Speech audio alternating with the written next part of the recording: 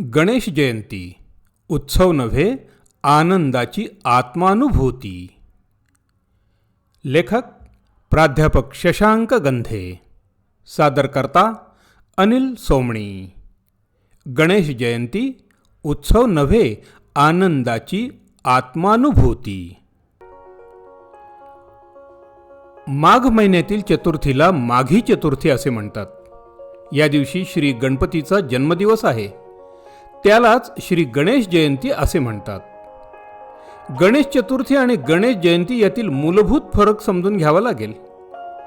गणेश चतुर्थीला आपण श्री गणेशाची 10 दिवस प्रतिष्ठापना करतो, उत्सव साजरा करतो. परंतु आज या गणेश तत्वाचा जन्म झाला आहे. श्री गणेशाने नरांतक राक्षसाचा वध करण्यासाठी कश्यपाच्या कुटुंबात विनायक या नावाने अवतार घेतला, म्हणून याला विनायकी चतुर्थी असे म्हणतात. तसेच तिलकुंद चतुर्थी असेही म्हणतात. श्री गणेश ही ज्ञानाची देवता, बुद्धीची देवता, चैतन्याची देवता, समस्त हिंदू बांधवांची आराध्य देवता आहे. हे गणेश तत्व ओळखणं अवघड आहे. हे तत्व आपल्यामध्येच आहे. आपण या गणेश तत्वाशी कधी संवाद करीत नाही. वास्तविक आपला अंतर्बाह्य संवाद हे गणेश तत्व करीत असते. ज्यावेळी आपल्याला या आपल्या आतील गणेश तत्वाची जाणीव होईल, आपण त्या गणेश तत्वाशी जेव्हा संवाद साधू, त्यावेळेला जी आनंदाची अनुभूती आपल्याला होईल, त्यामुळे आपलं अवघं आयुष्य आनंदमय बनून जाईल आणि मग आपल्याला आनंदाचा सोहळा साजरा करता येईल. म्हणून गणेश जयंती म्हणजे आनंदाचा सोहळा.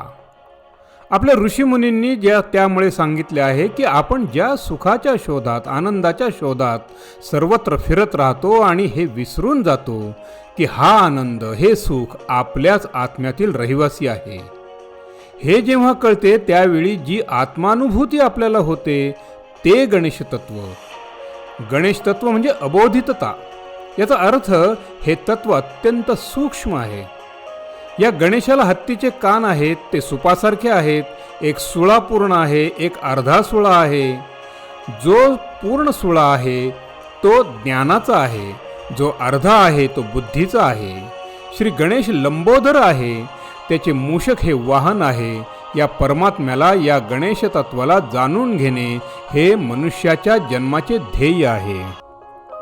हे गणेश तत्व म्हणजेच एक सत्य परमतत्व. त्याला आत्माही म्हटले जाते. तर सर्व जगाचा कर्ता धर्ता आणि हर्ता आहे, पालन करता आहे. गण हा शब्द समूहवाचक आहे. समूहाचे पालन करणारा तो गणपती किंवा गणांचे पालन करणारा तो गणपती.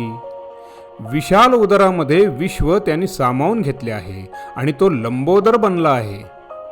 गणेश निराकार आहे, ज्ञान आणि निर्वाण पद प्राप्त करून देणारा आहे. हे गणेश तत्व सत्व, रज, तम या गुणांच्या पलीकडे आहे. योगशास्त्रातही 6 चक्रांच्या भेदन क्रमांक प्रथम चक्रात गणेशाला स्थान दिले आहे. ज्ञानेश्वरांनी सुद्धा ओंकार गणपतीचा उल्लेख केला आहे. अकार चरण युगल, उकार उदार विशाल, मकर महामंडल मस्तकाकारे. हे तिन्ही एकवटले, तेच शब्द ब्रह्म प्रगटले.